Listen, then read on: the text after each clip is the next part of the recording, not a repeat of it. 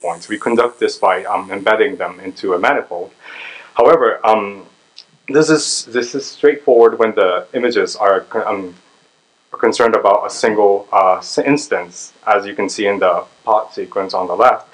However, the manifold becomes degenerate when you are trying to learn images of multiple instances. This is because of the degeneracy of the images.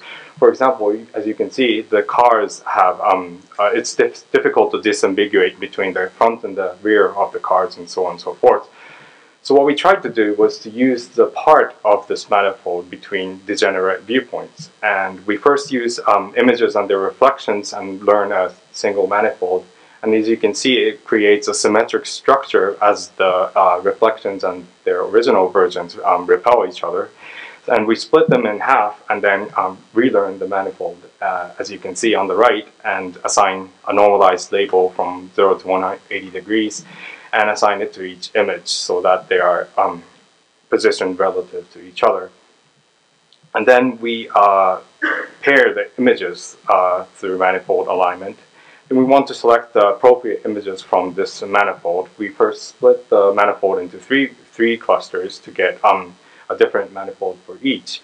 And then we can consider them as a distribution and then try to align it into a single space. And then the closest points in the space would lead to a set of images of similar objects in the map and from different views. And then using these triplets, we want to assign viewpoints to correspondence to each of them.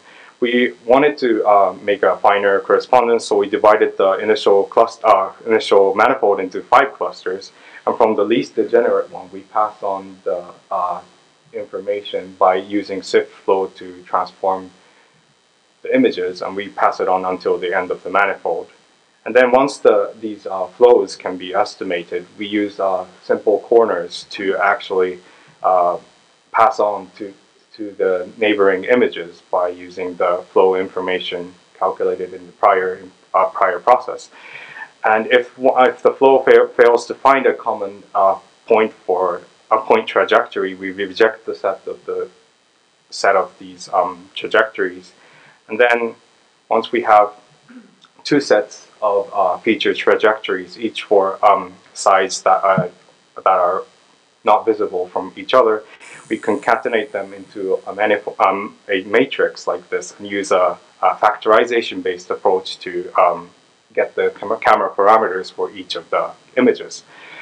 And then we obtain the visual hull for each of the triplets that we estimated in the prior steps, and then using the camera parameters and silhouettes, we get the visual hull for each of the triplets.